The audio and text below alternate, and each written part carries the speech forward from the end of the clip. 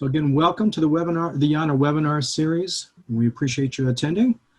This is our opportunity for us to share information with industry colleagues and customers and future customers to provide news and expertise on technological developments within telecommunications.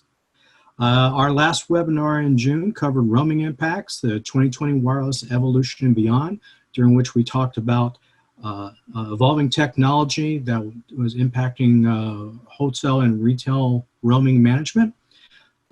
Today we'll be talking about 5G shift, lawful intercept plans for the new G. My name is Todd Finley. I'm Vice President of Product Management and Marketing at Yaana, and honored to introduce our new presentation. Today during our meeting, during our presentation, we will be going through 5G research study that we have some information on, and what is the 5G, what is different about 5G, 5G compliance considerations and approaches, 5G compliance architecture, deployment and examples, 5G compliance and added value, that add value. We will have a QA session at the end.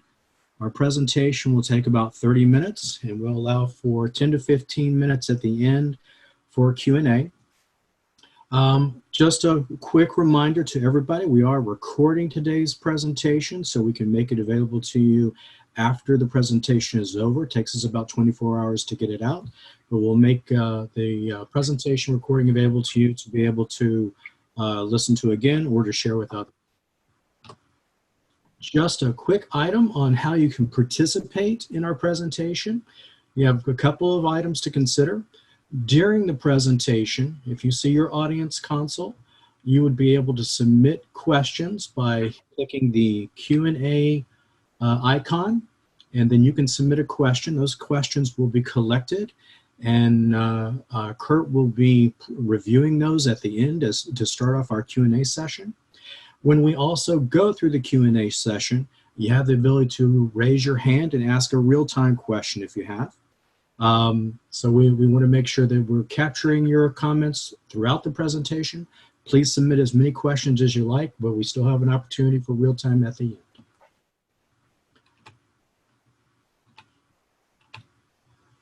Just a quick reminder about Yaana. Yaana is based in Silicon Valley, California. We have been a leader in our industry for about 10 years. We empower telecommunication service providers with solutions for legal compliance management, network data extraction, data analytics, and roaming management. We also strengthen law enforcement and security agency with solutions for data gathering, data analytics, and intelligent management. Some of our products that we offer: our request management system that gives organizations, telecommunication service providers, the ability to manage legal requests, receive them and submit them. Our Lawful Intercept solution, which allows a unique approach for intercepting 2G, 3G, 4G, LTE broadband data, so it doesn't burden your network. Network orchestration system, which allows for an organization to be able, it's a framework to allow lawful intercept and network mass metadata collection for analytics, compliance, and security applications. Deep Probe, which is our multi-use smart network product. It incorporates intelligent deep packet inspection and application decoding scalability from rough to fine traffic visibility. And New String Roaming Analytics, which is our wholesale and roaming solutions provider. Wholesale and retail roaming solutions management system is being used by multiple carriers across the world for their roaming management. All of our products, all of our documentation, our products, and our white papers are available at yaana.com if you'd like to view them. And if you'd like to, you can submit a request to us through yaana.com if you'd like to have a one-on-one discussion about any of those products, or if you'd like to have further discussion about what we're reviewing today. So I'd like to introduce our presenter today. If you don't know him already, Kurt Schroeder is our Vice President of Engineering here at Yaana. He's responsible for Lawful Intercept solutions, product development, deployment, and also our net discovery CALIA compliance management services.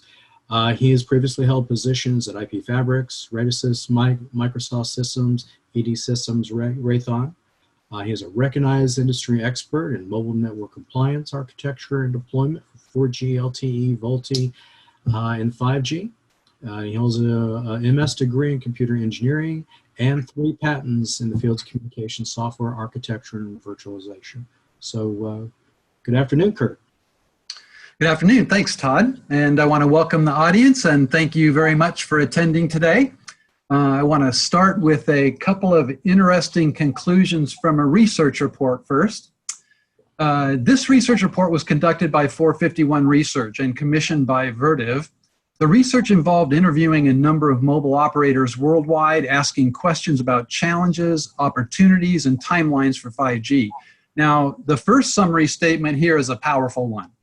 5G will be the most impactful and difficult network upgrade ever faced by the telecom industry. The second statement speaks to the transformational significance of this. Those that can thrive in this period of change will create a new class of telecom operator with value creation capabilities. Now, the value creation part is the payoff, and it's the reason why 5G is being deployed. The opportunity for network operators to become enablers for and providers of Internets of Things, services, and applications. So, what makes 5G so different? Well, at a high level, the key features are providing higher bandwidth for existing services, that's up to 10 gigabits per second, and lower latency, less than 3 milliseconds response for things like autonomous driving and other real-time applications. Massive machine-to-machine capacity for the projected 4 billion plus IoT devices that are going to be deployed.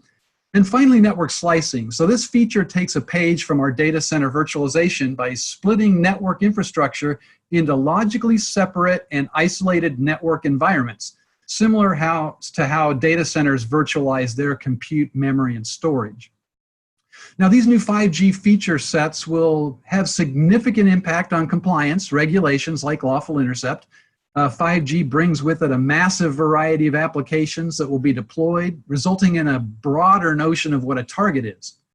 A target device have traditionally been a computer, smartphone, or a tablet. 5G extends the definition of this dramatically. So, for example, a target device might be a car within an autonomous driving 5G network slice, or it might be a smart home appliance within a home appliance slice. On a related note, 5G enables the ability to identify surrounding systems that may aid in the investigation of criminal or terrorist activity. So, for example, if you're tracking a target device or a car through a smart city, at an event that happens, there may be a variety of audio, video, and retail applications that can provide related information to deal with that situation. So let's circle back to the study and take a look at the key findings and how they impact compliance. Operators are looking at 5G very favorably, and one of the keys to realizing the transformation here is edge computing. Now, this means network operators will be deploying and maintaining micro data centers at the edge of their networks. These micro data centers may be on a stoplight or a rented space in a building. These micro data centers need space and they need power. New challenges involving site acquisition and managing power to optimize costs arise. Now, in the short term, operators are in the early stages of trials around deploying radio access network or RAN piece, and just providing the same services better and faster. So let's take a look at some network architecture diagrams. This is a 5G architecture diagram from the 5GPP architecture working group. It combines the physical architecture down on the bottom with the service level abstractions above. Now, these service level abstractions are called the network slices.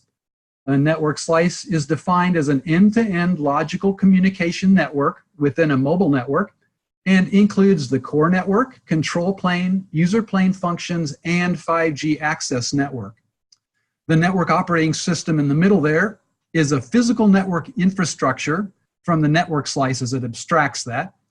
The idea is that a customer will provide their bandwidth, capacity, latency latency for the application. The mobile operator does a requirements analysis based on the current network status and load. They'll create a service level agreement, and then they'll allocate the necessary capacity and bandwidth for that slice.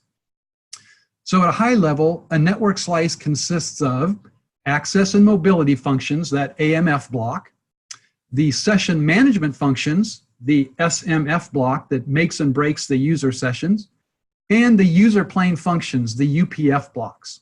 Once the slice is created, the tenant runs their application using that network slice, and they can be assured that the network slice will adhere to their service level agreement. Now, this end-to-end orchestrator at the top, it manages the network virtual functions allocated to each slice, and the secure network and service management function along the side interfaces to each layer to perform operations and management of the overall network and its virtualized makeup. Let's take a look at another slide, also from the 5GPP working group. It provides a comparison of the legacy environments versus 5G architecture. Now, it's a bit ironic that we're calling 4G LTE legacy at this point, but in the context of 5G, let's just use that term. These networks consist of fixed function physical infrastructure that implement the RAN and the evolved packet core in one big monolithic element. Today, this monolithic network provides 3 services: mobile broadband internet, short message service, and voice. So that's what the operators are locked into. Now, 5G is an architecture that splits things into a 5G physical infrastructure at the bottom, which will be very data center-like. It's a stack of servers and VMs. Above the infrastructure is the logical network elements and slices with those components that we talked about. Now, key properties of 5G involve complete separation of the user and control plane. This new architecture enables network operators to go way beyond the 3 services they provide today into a growing list of IoT applications. Now, the challenges with these IoT applications is they're largely unregulated and have no established security baseline. So this creates a new security and lawful intercept challenges. Millions of these IoT devices will flood these networks, and the security and vulnerability impact is largely unknown.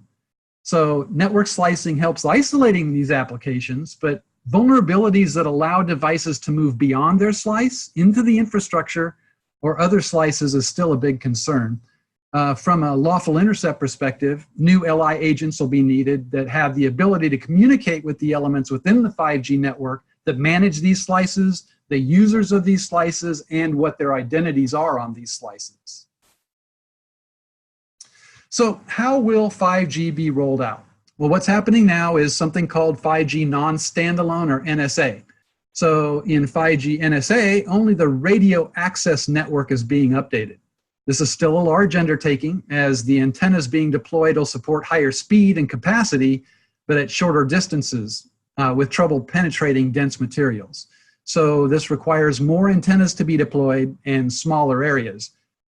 The core network remains the same for 5G NSA, and the 5G NSA network will mostly just support the same services, just faster, but it'll have the capability to support the low latency applications. Now, in the long term, there will be a dramatic change involving this network core virtualization, complete user control plane separation, and network slicing, as we discussed previously. There's a standards committee called SA3LI that addresses lawful intercept architecture. Release 16 is scheduled to be finalized at the end of this year. This will be the first attempt at addressing 5G standalone in its full glory. The 5G SA rollout may begin around 2020 at the end, but likely will be following year and beyond. So for more people interested in those details, Yaana will be hosting another webinar dedicated to this topic, so stay tuned. Now that we've looked through the architecture, let's focus on the LI requirements. So the first one is LI will need to support traffic at 10 gigabits per second. This is no small feat, considering this is really orders of magnitude faster than current bandwidths. The LI operation and interfaces need to be defined in the context of this new virtual environment and within the network slices. So current voice, SMS, and internet services will have LI requirements under the US CALIA laws, but IoT applications in these slices really isn't defined really well yet. This begs the question about what kind of in-slice support may need to be provided by the mobile operator versus what the users might need to be providing. 5G low latency traffic resides completely within the radio access network, so traditional LI approaches of interfacing to the core network pieces will see all the traffic, but they won't anymore.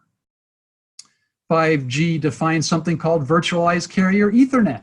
Now, some of these flows aren't even using the IP protocol. So this breaks a fundamental assumption within the context of LI. So LI will be able to need to understand Ethernet and whatever non-IP protocols may be carried on top.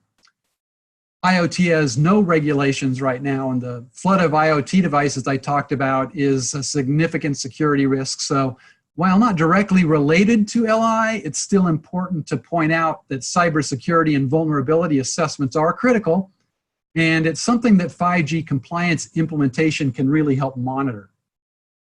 So what's all this mean from an LI perspective? Since communications can happen completely within the RAN, LI capabilities are now needed in the RAN and intelligent edge, not just the core. LI has the ability to identify a target across network slices. That's important. For example, a target might be identified as a mobile phone, an IP address, a license plate in an autonomous driving slice, an employee ID at their work IoT slice, their appliances within their smart home slice. The list can go on and on here. I'll also mention a new HI4 definition for the standards. This may not be familiar with you if you don't understand HI, but HI stands for handoff. It's the interface that provides interoperability of the information provided by the operator and being consumed by the law enforcement agency. HI1 is provisioning. HI2 is session metadata. HI3 is the communications content. This new HI4 has to do with metadata changes of the target. One example is number portability. So if a target moves their phone number from one wireless provider to another, an HI4 message about this change could be generated and allow law enforcement to work with the new wireless carrier on that intercept. Now, if you're interested in more information on metadata, Yaana has a white paper on the importance of metadata for law enforcement and business intelligence applications. You can go to yaana.com and see that. Finally, 5G has more powerful geolocation features also, so it's important for LI to take advantage of that. Network communications are increasingly encrypted, making the communications content delivery less valuable, but delivering more descriptive metadata about this session becomes increasingly important. So location is arguably one of the most important pieces of metadata. So the LI environment needs to have a much stronger level of location identification and tracking capabilities. This can also be used to extend and identify nearby IoT systems where additional sensor activity, audio, video information might be able to be found. So I've talked a lot about mobile operators, 5G LI requirements and their applications. I've been around quite a few places and talked a lot with them. There are 3 key requirements that they continually mention, so I listed them here. If you remember nothing else about this webinar, you should probably remember these 3 requirements. So the first key requirement is workflow management. Most of the operators I talked with do not have one. So there's a process, but no system to ensure the process is followed. So a process typically consists of a phone call, an email between law enforcement, legal teams, and technical teams to verify, provision, and execute the intercept, or gather the deliver the historical data requests. So if information provided is challenged in a court of law, the operator needs to be able to provide auditable proof that the process exists, it was followed, and no errors occurred. So those are the functions of the workflow management. The second key requirement is zero-touch automation. This automates the provisioning, execution, and delivery of the LI data. Again, for most operators, this is a manual step. Legal calls or emails a technical guy. The technical person manually provisions the intercept along with establishing a connection to law enforcement for delivery. It's a time-consuming and potentially error-prone process. It also requires additional people knowing about the intercept, which impacts security and privacy. And another interesting consideration brought up often is network changes. So network changes occur, and sometimes these changes break the established LI. The result is typically you find out things don't work anymore when you try to execute the next LI request. And that's a really bad time to figure out that the LI is broken. And if you made lots of changes in between, a lot of changes could be backtracked through before you finally figure it out. So what an automation framework does is, of course, automate the provisioning and execution. So it's faster, less people involved, less error prone, limits the circle of awareness for security. It monitors network components so that if they become unreachable at any time, the framework automatically notifies the technical team at that point.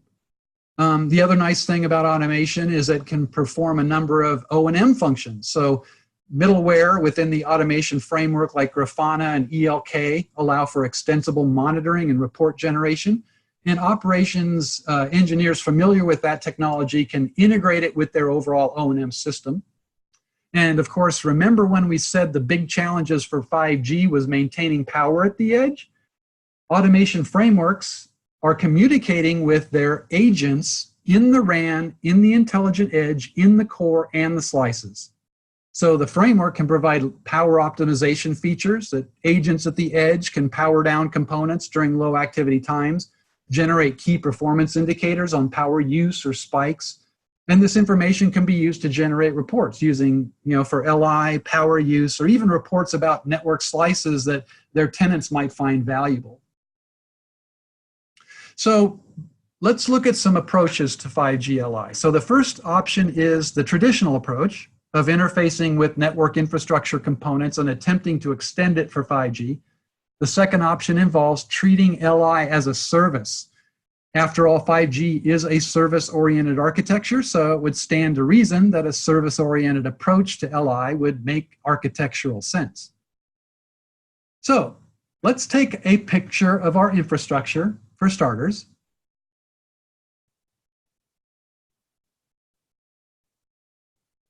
Here it is. So we've got a radio access network and a variety of users and devices connected. We have our 5G core network. Now for non-standalone, it's an evolved packet core. For standalone, it's the new 5G architecture. Voice over LTE is being deployed now, and the operators may have this. So that infrastructure providing VoLTE is called the IP multimedia subsystem.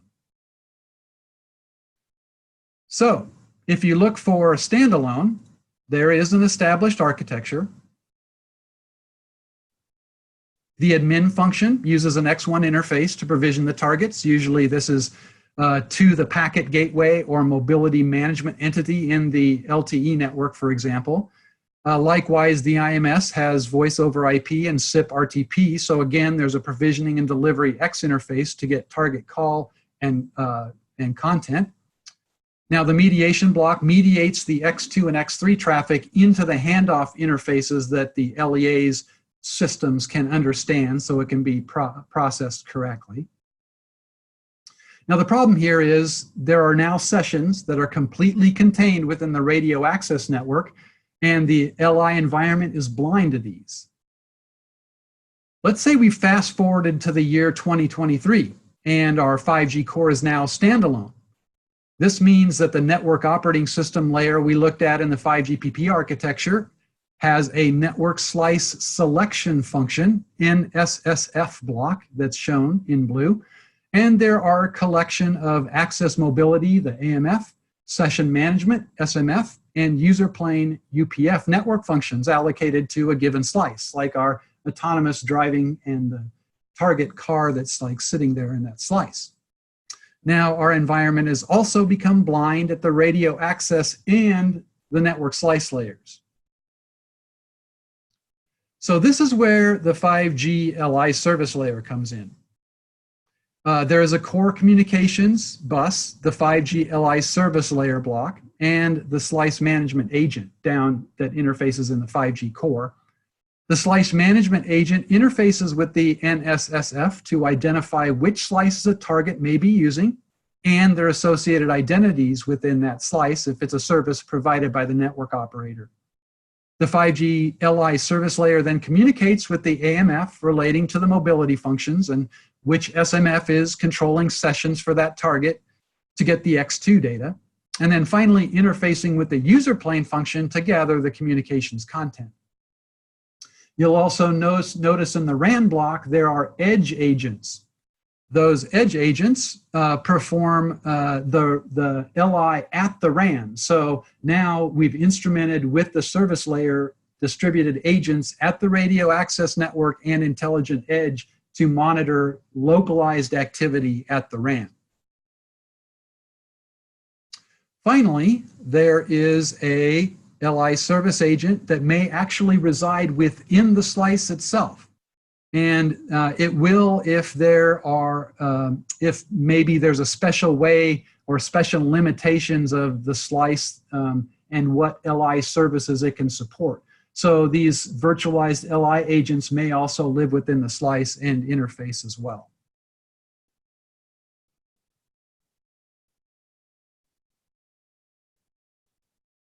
Now that we've looked at the LI within the 5G network, oops, let's see if we can back up. There we go. So we've looked at LI within the 5G. Now let's look at the big picture that incorporates those three key things network operators have told us they need, the workflow management and zero-touch automation. The objects here in gold are the solution components. The green block is the data center. There may be one data center centralized, or there may be redundant locations that have mirrored pairs of this, or there may be distributed data centers that carry pieces and parts. It just depends on the 5G deployment architecture. Now the black box in the lower left that represents our 5G network, which we kind of covered all those gold blocks in there. So I'm looking at that in the big picture. So if we look at our flow here, we're going to start in the upper right with the request management. Requests come in from the LAA into the RMS block. The RMS implements the workflow process for verification and execution of the requests. Now, once the approval of the request has been reached, then the RMS generates a tasking request to the zero-touch automation framework. Now, in this example, the objects labeled NOS or NOS or network orchestration system are the pieces of that automation framework. The automation framework is flexible in that it not only interfaces with 5G LI components down in the lower left, like we described in our previous slide, but it can also have agents that monitor network topology, interface to databases that have historical call or internet records in order to automate historical records requests, and also deal with HI4 that we discussed earlier. So this is really providing conduit between the LI solution and a lot of the IT functions related to that solution that the mobile operator needs. Finally, all this information feeds back through a delivery transport system, that DTS block you see. If X2 and X3 are being provided, the DTS will mediate to the proper handoff standards and provide resilient delivery to the information so that law enforcement gets it. Now you'll also notice a NOS service platform block. This is the Grafana ELK-based monitoring and reporting environment. So it can be used to manage the LI environment as well as the IT to LI conduit, and it be notified of any network changes that have impacted. So this is what the service engineers use to understand if network changes are affecting the environment or what have you.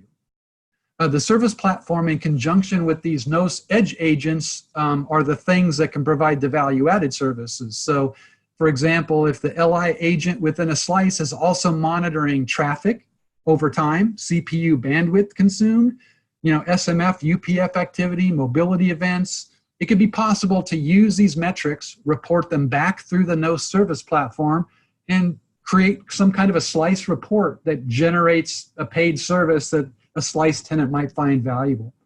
Another value add is if the RAN edge agents are monitoring CPU load and activity, activity level thresholds could be configured where these edge agents could detect that dropping below a threshold, might be able to perform some power saving actions like powering down equipment or spinning up or down virtual resources. So to summarize, what have we learned? Well, 5G is a fundamental paradigm shift. It's a transformational event that brings lots of new features and a service-based architecture. This broadens the definition of a target, also provides additional information that can be critical to the detection and prevention of terrorist and criminal activity.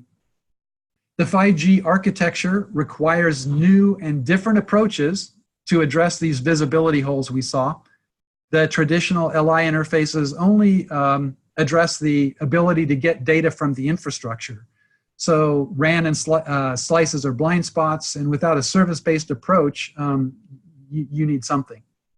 So 3 critical needs that we covered are an efficient workflow management system enforcing auditable, repeatable process, zero-touch automation that reduces time, cost, and errors and increases security, and a virtualized service-based LI architecture that is flexible enough to deploy in a variety of centralized or distributed networks.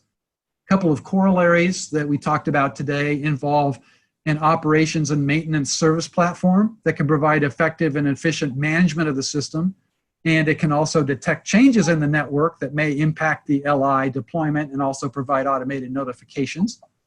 And finally, value-added features that can reduce OpEx and or increase security and network intelligence within the system. So that's what we've learned today. I appreciate everyone's attendance, and we are now to the Q&A. If anyone has any particular questions or want to raise your hand to ask any questions. Kurt, this is Todd. If I could kick us off with a question. Sure. You mentioned the LI service architecture fits centralized and distributed architectures. What exactly changes in the diagram you showed? Oh, okay. That's a good question. So I did mention mobile operators tend to deploy their core infrastructure and data center virtualization pieces like in one big data center. If they do that, obviously if it fails or if that system fails, they're out of luck. So to do high availability, they may do redundant data centers where copies of all those components that we saw in the previous diagram are just simply copied in a second data center. That's a redundant configuration. And then other mobile operators we've talked to go to a fully distributed environment where they deploy N copies and only one copy is alive at any given time, or they distribute the agents and elements in multiple places. So some of the core pieces may reside in 2 or 3 data centers. Some of the agents might reside in more regionalized data centers and maybe have 5 or 6 of them. And then finally, even deploying all the way out to the intelligent edge where some of those agents might live, in hundreds of small micro data centers to do their LI activities. Good question.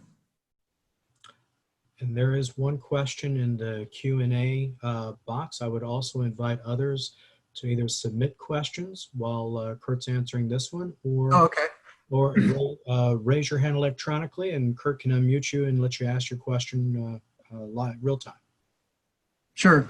The question here is, I discussed something called an X interface. In addition to the HI, can you explain what an X interface is? Yeah, so I glossed over that. The X interface is an annotation that denotes network equipment specific support or interface for lawful intercept. So it follows the same 1, 2, 3 paradigm that the HI 1, 2, 3 does, where X1 means that you're provisioning a specific type of network element through their proprietary interface to provision and intercept. X2 means the raw X2 traffic that is generated. It's basically the session traffic or metadata traffic about that session for the target. And then X3 is the way that infrastructure might deliver custom communications content. Now, this is different because this is the raw traffic. One thing I might want to bring up here is law enforcement allows many different ways to deliver traffic. You might have pen register, so you can only see the session but none of the communications content. You may be able to deliver the full content for a specific target. So part of the function of the mediation is making sure that the amount of information delivered to law enforcement is exactly and only what is allowed. So they don't get into trouble trying to present the information and somebody objects or the data is thrown out because they received some things they weren't supposed to. Very good. Great, here's another question. So how is the historical metadata and data retention impacted in a 5G environment that government LEAs want access prior to real-time lawful interception order? So yeah, this is a large and complicated question as well. I'll try my best to answer it. So again, 5G is faster. It has much, much higher capacity. So you're talking about a lot of data and a lot of metadata. So the storage requirements increase, which increases the importance around like compression of the information. Data retention periods need to be considered in terms of how long or short you want the data to hang around, considering you're generating so much more of it in the 5G. And you know, so you're going to have to consider storage and storage length requirements when it comes to that. Let's see, here's another question. Any thoughts on what type of transport can be used to deliver up to 10 gigabits per second of throughput to an LEA? This is a great question. So, you know, many carriers are using VPNs, but this may not be suitable to handle that much data. And I think, you know, you're right on the money there. That was a topic of, long topic of conversations with a lot of mobile operators. And a couple of things are to our benefit. One is you can, today and in the short term, you're not really going to be delivering 10 gigabits per second right off the bat. So we have some time. Option two, since a lot of the convergence around 5G revolves around becoming more data center-like, data centers add hardware acceleration units to do exactly this, encrypting sessions at a high data rate of speed. So it's kind of my speculation, but based on what I've seen, I would think that what'll happen is these network operators will start putting acceleration components that have, you know, cryptos and network processor systems in them that can accelerate encrypting these sessions and delivering them at high data rates. And then, of course, on the LEA perspective, and from the LEA perspective, they're going to have to catch up too, right? They're going to have to become faster. But in the interim, you're probably going to see a lot more of the DPS or the resilient delivery, where you're going to have to store and wait for LEA systems. So I think to answer your question, there's two pieces. One is crypto accelerators to kind of take the place of VPNs for delivery. And then two is much higher level of resilience and buffering to LEAs in the short term so that you can store and forward the high bandwidths. Great questions. Let's see. Kurt, we had an additional question asked, if you see that. Yep, so let's see here. Generally, LI targeting has been static on some identifier.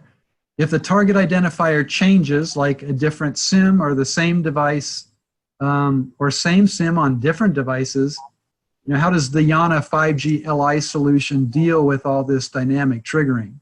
Yeah, this is also an important topic. So basically, the Yaana LIS system does have the ability to provision SIM or devices. We also have something called Helix that's a kind of an important intelligence system that can do some related things. But basically, in a nutshell, the system has the ability to, if it's tracking on a specific SIM or target device identifier, and the same geolocation coordinates are tracking and being identified on that same trajectory, the system is intelligent enough to kind of map those devices together so that you can kind of identify and start tracking on the same or different SIMs. Helix takes that one step further, where it can allocate divergence and convergence of these devices, these mobile devices, to figure out if people are using burner phones and throwing them away or what have you.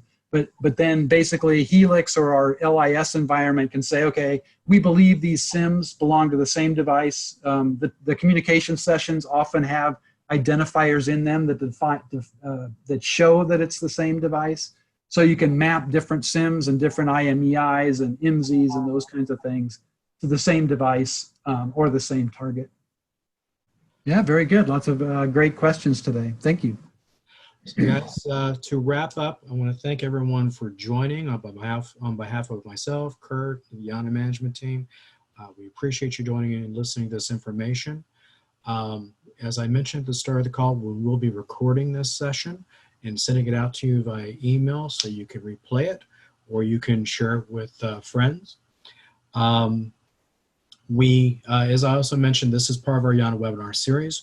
We have an upcoming webinar in about a month. I will be sending out communication on when the exact date and time will be for that particular webinar.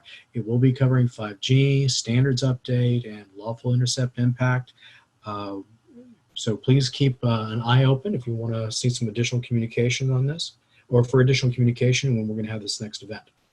And if you need to reach Yaana, or you'd like to get online to look at some of our product descriptions, download our white papers, you can even contact us through the website if you'd like to request either a one-on-one discussion about some of the items discussed today, or any information that you'd like about our products, questions you may have. Please go to our website, and I think it's pretty intuitive. You'll be able to see everything there.